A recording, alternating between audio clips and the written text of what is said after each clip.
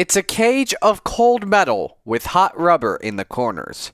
Just not your typical car on the street.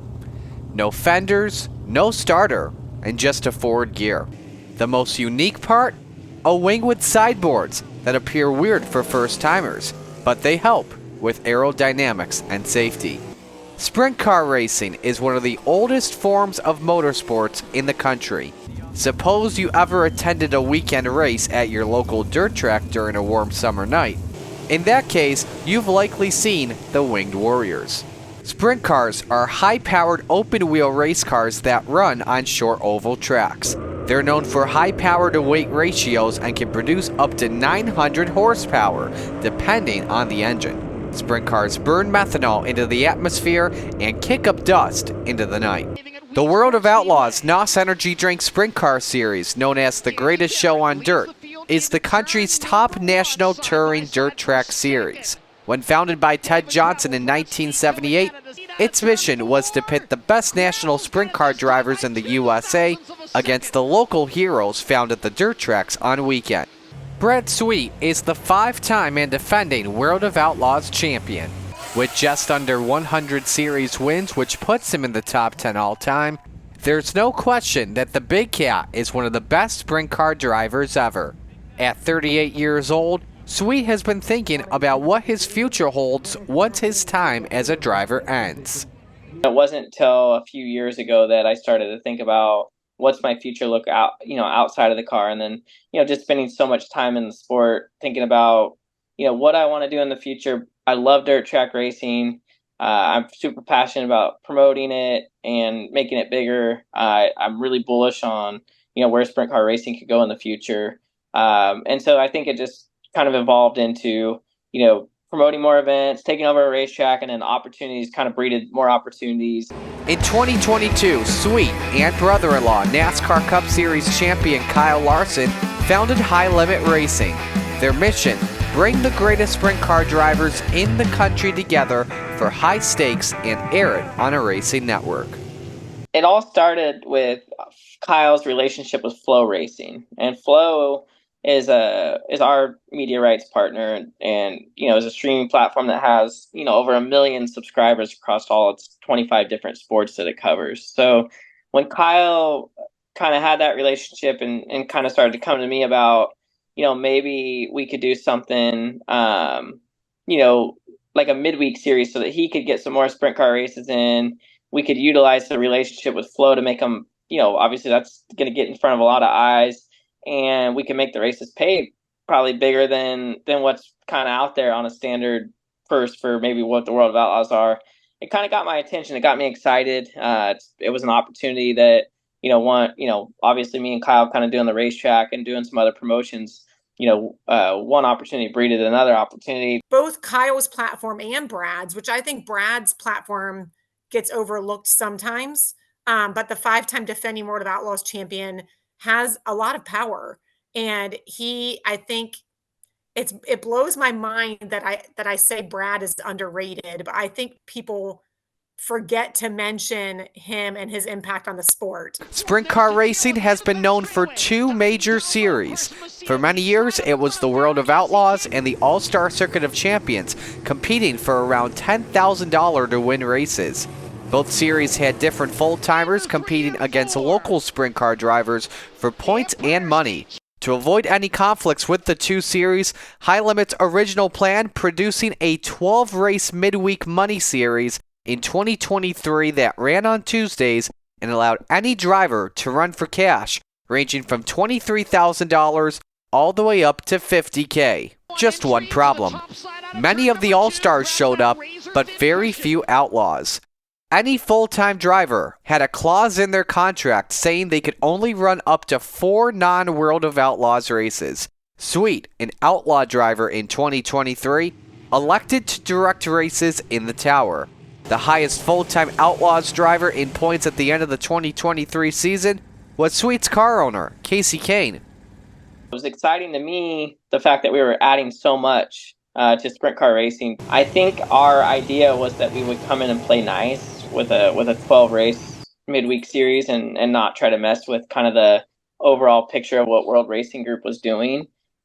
But yeah, I mean, I was eye-opening the fact that World Racing Group still, still wanted to control their drivers in my mind and not allow their drivers to go race for this extra money, and it was all to benefit what was best for World Racing Group, and it wasn't necessarily what was going to benefit best for myself or other race drivers. And yeah, you just kind of realize, like, man, it's a little bit one-sided here, and so ultimately it was kind of like, well, we tried to play nice, but at this point, why would we play nice if they're not going to allow the drivers to come race for these purses? And yeah, ultimately led us to rethinking our position, and we felt like they had their chance, and they didn't necessarily take it, and it was time for us to do what was best for us. And to me, that was kind of the proof of concept with those 12 races really was there for us. We saw the crowds we were getting, and the opportunity created itself to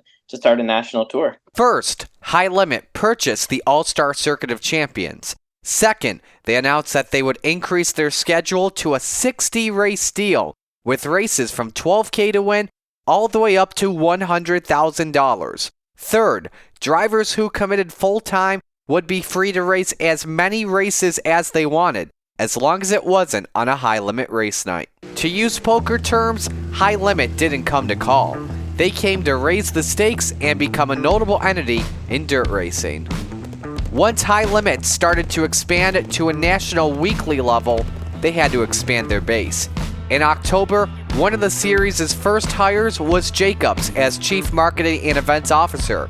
With over 20 years of experience in auto racing, including working as the marketing director for the prestigious Knoxville Raceway, when Sweet and Larson wanted Jacobs to join the team, it was an offer Jacobs had to say yes to.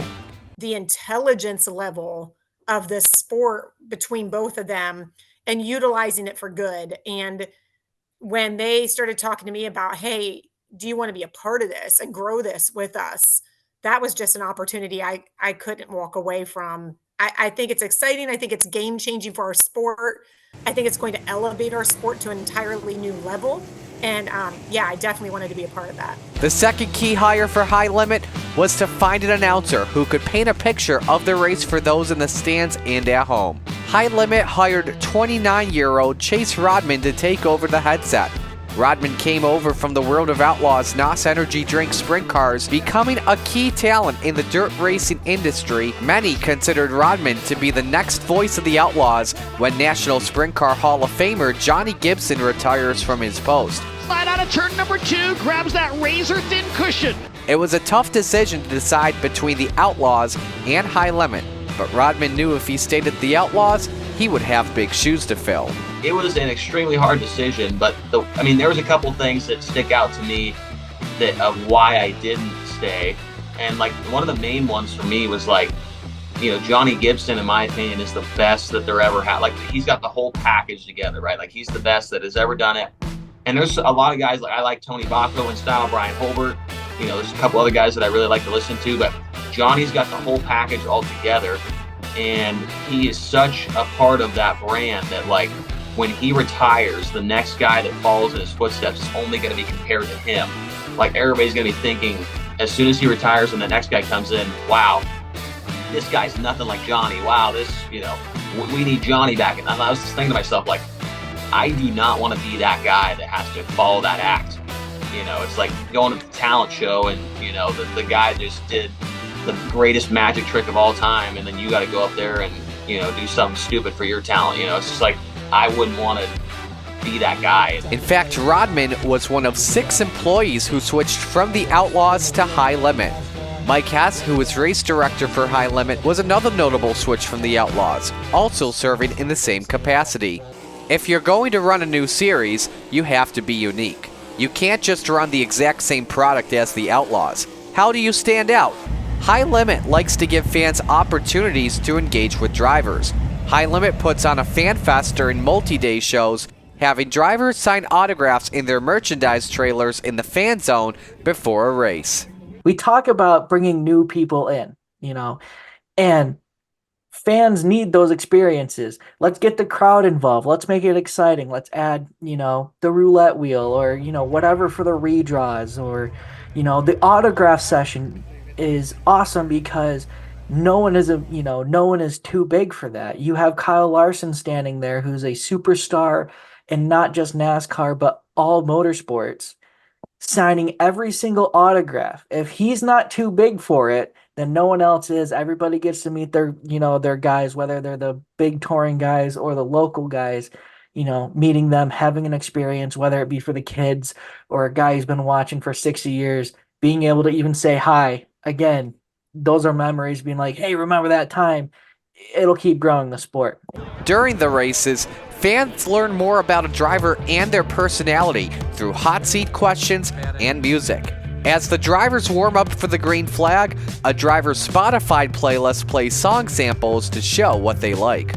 This is new to like sprint car racing, but it's not new to sports overall. Like you will see in baseball, they have like their walk-up song. Bristol did a great job when they had like drivers could pick their driver intro song. I think music is just such an overlooked connector. And when I think about it, I think about if you take a road trip with somebody and you're getting to know that person, music is a lot of how you get to know them. And if you let them control the radio and then you control it, it's you have something to talk about now. B, you know what gets them excited. You know what they think about because that's what they connect to in music, right? When the series announced they were turning weekly, reactions were mixed. Some loved it. Others compared it to the open-wheel split of 1996 between IndyCar and kart, saying that High Limit is running the World of Outlaws out of business.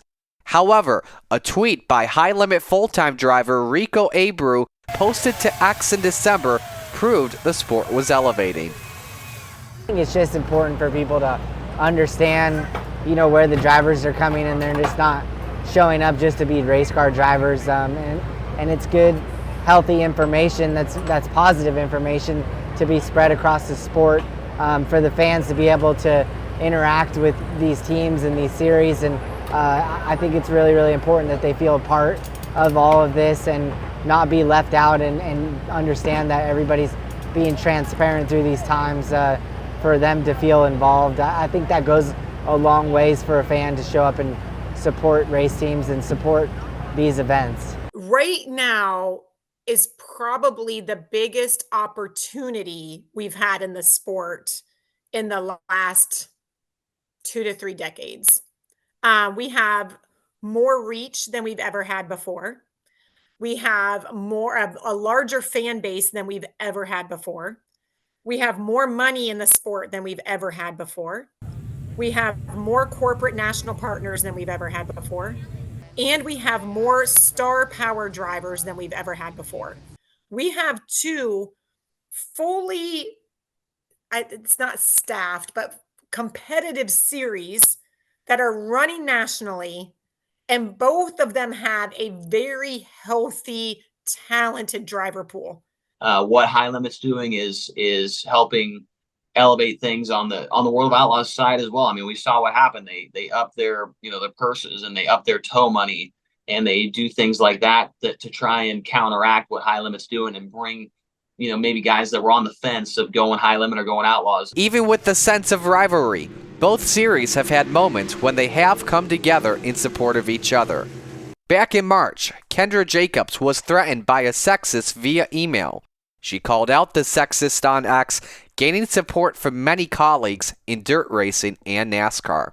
I was absolutely shocked. And I think that's what drove me to make it public, is that this is happening and it's not okay. And I think there's an overwhelming or overarching idea in this sport or sports in general that, hey, you just got to toughen up. It's just part of it's just part of the sport. It's just part about being in the public. That is unacceptable. And I think that it needs to be repeatedly and continuously talked about and condemned. It cannot be a one-time only, like we don't accept this one email that was sent. We don't accept this behavior, period. And the fact that some of these men are doing this to women, it really makes me question, do you want a sport of only men? Do you want to go to a racetrack on a Friday or Saturday night and there is not a single female there? There's not a single female supportive. And then when you try to get your wife or girlfriend to come, do you think they're going to be supportive of what you want to do and want to do that with you and experience that with you? It's not going to happen. We need to be better. I also think about women coming in 20 years from now and working in the sport. I hope to God they are not experiencing this 20 years from now. The World of Outlaws and High Limit each tweeted a statement saying they won't tolerate the comments of degrading women that make this sport a success. Both series have understood the welcoming of women in sports, in a sport with a reputation for being sexist. One of the drivers that made the switch from the World of Outlaws to High Limit this season is Spencer Baston. The driver of the number 5 CJB Motorsports ride believed the future was brighter here than with the Outlaws. Completely as a team came together, discussed the pros and cons to both sides. Some of the pros I think outweighed the cons for us, but obviously that wouldn't be the same for every other team as well. So for us personally, I think there's a lot of new and exciting things happening with High Limit. A lot of upside potential with the way they have everything structured for their full-time teams. Obviously pay and logistics go into it a lot. A little bit more time at home, but not really missing any big weekends. We still have the flexibility to go run with the Outlaws for all the big events, the big races that we want to still attend. So there's a number of things, but so far we've enjoyed the High Limit Series. It's been tough. I think almost tougher than we expected, just with the amount of guys that joined on. I think the field on High Limit is definitely fuller than the Outlaws. I'm not saying that the individuals on High Limit are better or vice versa with the Outlaws. I'm saying, from front to back, the top 15 guys are all, I think, really, really good with the High Limit Series, and it's not quite as deep on the Outlaw side. So that's introduced a new challenge. When you get behind the 8 ball early, it's feel like maybe a little bit harder to claw your way back through. Baston was one that enjoyed the original concept of High Limit to bring out the best sprint car drivers all around for big money. Unfortunately, due to the Platinum Clause, the team decided not to use its 4 races for High Limit events. There were some nights where, we were running, wherever in the country, and there was another bigger paying race that obviously would have been cool to attend. Or if you got canceled somewhere but didn't have the ability to go run, make it across the country to run the other one. Obviously that's kind of give and take. You can't control weather, but the nights or the opportunities where you felt like you really wanted to pick and choose a little bit because one forecast was better than the other. Well, when you commit to a series, you're committed, and that's the same thing here too. Competition. That's what not only High Limit is about, but that's what dirt racing is about. Every different car in dirt racing has 2 series to elevate the sport, from star power to money. Super late models have the World of Outlaws Case Construction late models and the Lucas Oil late model dirt series. In big block modifieds, it's the Super Dirt Car series and the Short Track Super series. Now in sprint car racing, it's the World of Outlaws against High Limit. Even if both series run on the same night, it's still a win. The fans pack the stands, everyone is buying dinner and dessert at the concession stands, t-shirt sales at the merchandise trailers stay high, and car counts are high. While promoters don't really release attendance numbers, all series release car counts. Take May 17th this year, for example. World of Outlaws are at the famous Attica Raceway Park in Ohio, while High Limit is at Utica Rome Speedway in New York. While the Outlaws won in car count at 46, High Limit scored 40 cars in New York, one of the highest in 410 racing in the state in recent memory. The average car count for 410 sprint races in the Empire State since COVID-19 is just over 26 cars, continuing to increase in the past few years. New York is a smaller region for sprint car racing than it is in Iowa, Pennsylvania, Ohio, Florida, etc. You're always wondering how, another race is, that's happening, what's going on there. You're always watching the highlights after the fact. And yeah, we're all fans of the sport, whether we're racing in the race or not. It's a good start to the year for sprint car racing as the calendar turns to the second half of the schedule. Not only are you seeing the effects pay off on the business side, but on the competition side. As of June 3rd, 16 high rollers continue to battle on clay stadiums looking for big money and rewards, while 12 outlaws also battle for big money and a championship. Race fans continue to pack the stands and watch on live streams what is happening. Chase Rodman believes fans haven't seen everything just yet. I feel like we'll really know where everything's at after maybe, I feel like honestly, like after next year, like it's when we'll really see the effects of everything. There cannot be a better time in racing to be a fan than right now. There is so much going on. There's 17 plus, there's like over 30 cars that are running full time with the series. And then there's another 10 guys that are running a lot of races outside those two series that are running with both of them. So I don't know, man. I think everything's great right now. It's a great time to be a fan. There's way too much good stuff going on right now to complain about the world of sprint cars right now. Reporting, I'm Marty Sakala.